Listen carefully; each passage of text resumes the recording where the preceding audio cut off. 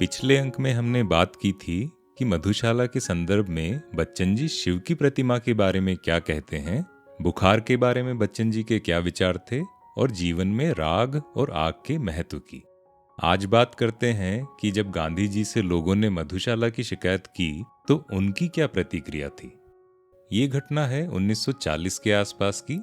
एक बार एक कवि सम्मेलन हुआ इंदौर में, और इंदौर के कवि सम्मेलनों से बच्चन जी का बड़ा खास नाता था। उसके बारे में आगे भी बात करेंगे।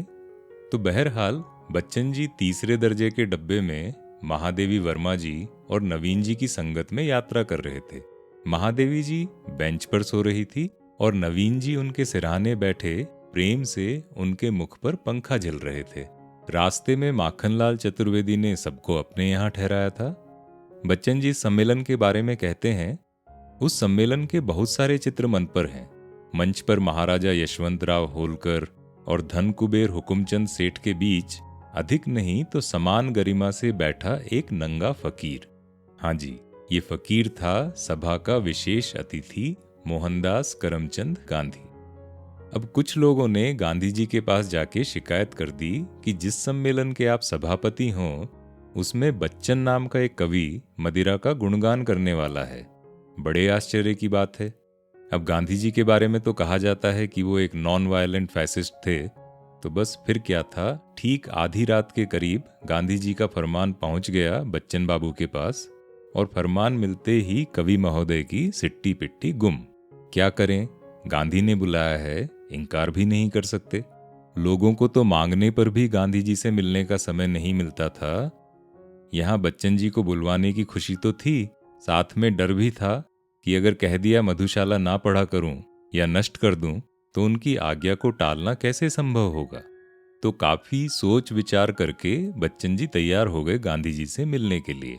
जब सामने पहुंचे तो गांधी जी ने कहा कि मैंने फला फला बातें सुनी हैं आपके और आपकी कविताओं के बारे में, मुझे भी मधुशाला से कुछ सुनाइए। अब बच्चन जी भी ठहरे तो चतुर कायस्थ, उन्होंने बड़ी ही सतर्कता के साथ चुन के 2 कविताएं सुनाई। पहली तो थी राह पकड़ तू एक चला चल पा जाएगा मधुशाला। बड़ी सेफ सुरक्षित सी कविता है, अच्छा संदेश देती है। और दूसरी थी ये वाली,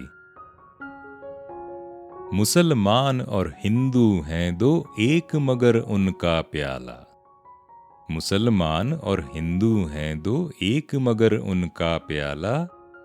अब धर्म और जाति के बारे में बच्चन जी ने मधुशाला में काफी जगह पर काफी कुछ कहा है। जैसे यहाँ पर कहते हैं कि मुसलमान और हिंदू जाति से दोनों अलग अलग हो सकते हैं, धर्म से दोनों अलग अलग हो सकते हैं, किंतु जब मधुशाला में मिलते हैं तो उनका प्याला एक ही होता है, तो वहां एकता हो जाती है। मुसलमान और हिंदू हैं दो एक मगर उनका प्याला, एक मगर उनका मदिरालय एक मगर उनकी हाला। एक मगर उनका मदिरालय एक मगर उनकी हाला। दोनों रहते एक न जब तक मंदिर मस्जिद में जाते। यहाँ पर कहते हैं कि इंसान तो एक ही है, बस वो अलग तब हो जाता है जब वो अलग अलग जगह जाता है। एक मस्जिद में जाता है, एक मंदिर में जाता है। दोनों रहते एक न जब तक मस्जिद मंदिर में जाते, बैर बढ़ाते मस्जिद मंदिर मेल कराती मधुशाला। बैर बढ़ाते मस्जिद मंदिर मेल कराती मधुशाला। यानी मस्जिद और मंदिर में तो बैर बढ़ता है और मधुशाला में दोनों की दोस्ती हो जाती है। गांधी जी ने जब ये कविता सुनी तो कहा कि इसमें शराब की प्रशंसा तो कहीं नहीं दिखती, बल्कि ये तो सांप्रदायिक सद्भाव बढ़ाने वाली कविता है कि मुसलमान और हिंदू हैं दो एक मगर उनका प्याला। बस फिर क्या था, उन्होंने बच्चन जी को हरी झंडी दिखा दी कि आप बेधड़क मधुशाला और अपनी अन्य कविताएं सुनाइए। बाद बाकी मधुशाला का सफर यूं ही सम्मान के साथ आगे बढ़ता रहा। धर्म ग्रंथ सब जला चुकी है जिसके अंतर की ज्वाला, मंदिर मस्जिद गिरजे सबको तोड़ चुका जो मतवाला। धर्म ग्रंथ सब जला चुकी है जिसके अंतर की ज्वाला, मंदिर मस्जिद गिरजे सबको तोड़ चुका जो मतवाला। पंडित मोमिन पादरियों के फंदों को जो काट चुका, पंडित मोमिन पादरियों के फंदों को जो काट चुका, कर सकती है आज उसी का स्वागत मेरी मधुशाला। कर सकती है आज उसी का स्वागत मेरी मधुशाला। अब धर्म और जाति के बारे में फिर से कहा है कि जिसके मन में से धर्म ग्रंथ, धर्म, जाति, इनके सारे भेद मिट चुके हैं। जैसे कहा है कि धर्म ग्रंथ सब जला चुकी है जिसके अंतर की ज्वाला।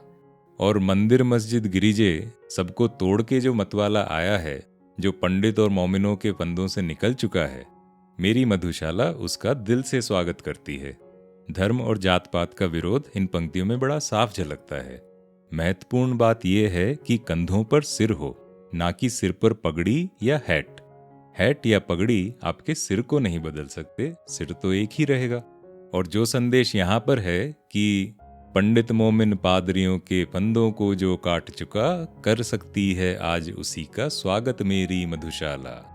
कुछ ऐसी ही बातें, कुछ ऐसे ही संदेश और कुछ ऐसी ही पंक्तियां आपको ओशो यानी आचार्य रजनीश, उनके आश्रम में भी मिलेंगी।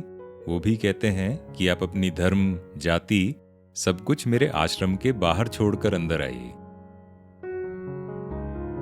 बजी न मंदिर में घड़ियाली, चढ़ी न प्रतिमा पर माला।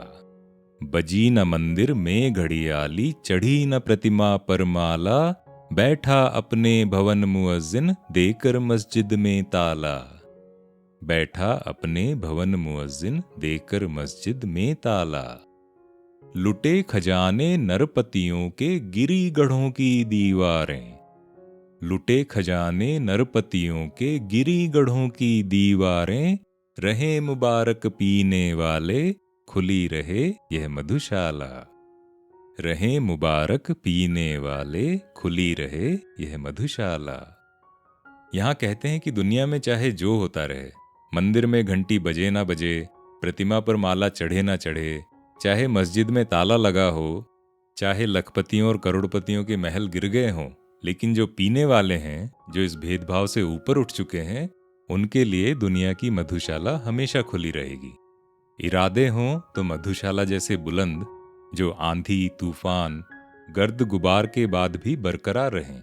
जैसे किसी भीषण तूफान के बाद कोई बाहर निकले यह देखने को कि क्या टूटा फूटा, क्या उजड़ गया, क्या बचा, वैसे ही हम भी निकलते हैं अपनी ही पुरानी शक्ल से जुदा। और जो मधुशाला इतने दृढ़ इरादों पर खड़ी हो, उसके लिए कहते हैं कि खय्याम के खेमों को ये भयंकर बवंडर भी ना उड़ा सका था। वो मधुशाला ज्यों की त्यों खड़ी रहती है, शान से, अपने सब कलश, कंगूरों, गुंबदों और मीनारों के साथ। तो आज यहीं विराम लेते हैं। अगले अंक में हम बात करेंगे कि मधुशाला में मरसिया की बात क्यों आई, और मरसिया होता क्या है, मरसिया की धुन क्या होती है, और एक कहानी सुनाएंगे लखनऊ के खीरों की, कि नाज, नखरे और इतराने का महत्व क्या होता है। मैं हूं अरिसुदन और इस पॉडकास्ट में हम बात करते हैं मधुशाला की, मधुशाला से जुड़े किस्से कहानियों की, कुछ इसके भावार्थों की। बताइएगा ये पॉडकास्ट आपको कैसी लगी। अब आप इसको स्पॉटिफाई, आईट्यून्स पर भी रिव्यू कर सकते हैं। तो मिलते हैं अगले अंक में। तब तक स्वस्थ रहें, सुरक्षित रहें, प्रसन्न रहें और चाय कॉफी पीते रहें।